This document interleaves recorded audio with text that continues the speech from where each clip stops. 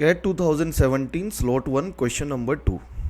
This question is based on work pipes and cistern and how to do these type of questions. Let's see in this question.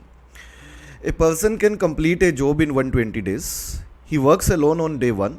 On day 2 he is joined by another person who also can complete job in 120 days alone.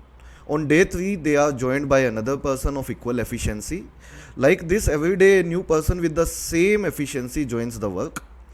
How many days are required to complete the job? कितने दिन लगेंगे job को complete करने में?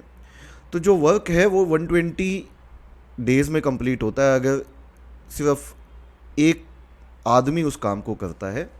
लेकिन काम हो कैसे रहा है? काम हो रहा है कि पहले दिन एक ही आदमी आ रहा है, दूसरे दिन एक और ज्वाइन कर रहा है, साथ में 2 आदमी हैं, तीसरे दिन 3 हो जाते हैं, चौथे दिन 4 हो जाते हैं, एंड सो ऑन. इस तरह से उन्हें टोटल वर्क कितने दिन में कंप्लीट हो जाएगा.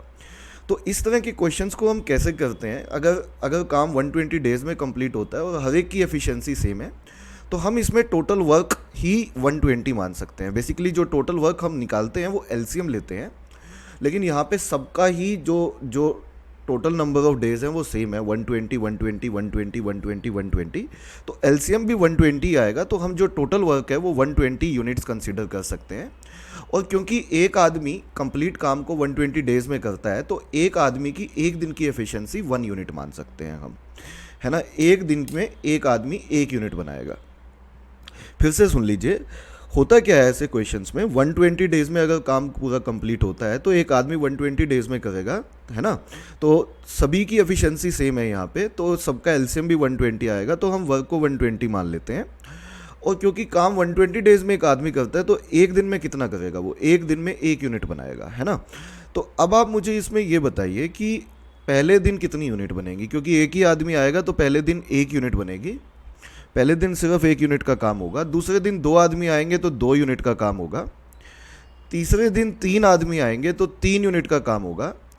चौथे दिन 4 आदमी आएंगे तो 4 यूनिट्स का काम होगा. ऐसे करके हम मान लेते हैं जो पूरा काम है वो n डेज़ में कंप्लीट हुआ.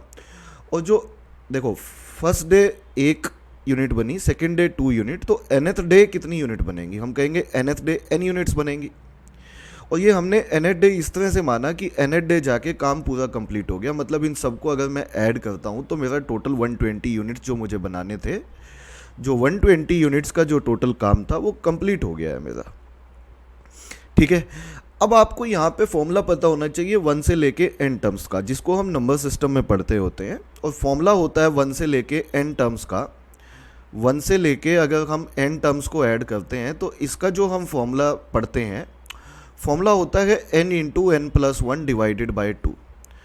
तो आप ये फॉर्मूला लगा दीजिए और क्वेश्चन हो जाएगा हमारा. तो if you apply this formula you would simply say that n into n plus 1 divided by 2 is simply equals to 120. ये 120 है हमारा. n into n plus 1 comes out to be 240. Now 240 is nothing but the multiplication of 2 consecutive numbers. आप बोल सकते हो दोनों इतने close numbers हैं, कंसेक्यूटिव हैं, तो किसी परफेक्ट स्क्वायर के आसपास बनेगा ये. तो 240 के आसपास के परफेक्ट स्क्वायर अगर आप देखोगे तो 15 का स्क्वायर 225 होता है. तो आप जस्ट पुट करके देख लीजिए n को 15 ही क्यों सर? क्योंकि 2 कंसेक्यूटिव नंबर हैं तो इसी के आसपास की वैल्यू होनी चाहिए, 15 के स्क्वायर के आसपास की. तो अगर आप n को 15 रख के देखते हैं, 15 नहीं हुआ तो हम 16 पुट करेंगे, बट इसके आसपास की वैल्यू होगी. जैसे अगर आप 15 पुट करते हो तो n प्लस 1 आपका ऑटोमेटिकली 16 हो जाएगा. And this value comes out to be 240. ये वैल्यू आपकी 240 निकल आएगी और वही हमें चाहिए था. इसका मतलब है कि काम कितने दिन में कंप्लीट हो रहा है. n की क्या वैल्यू आ रही है यहाँ पे? n की वैल्यू आ रही है 15. तो काम कितने दिन में कंप्लीट हो रहा है?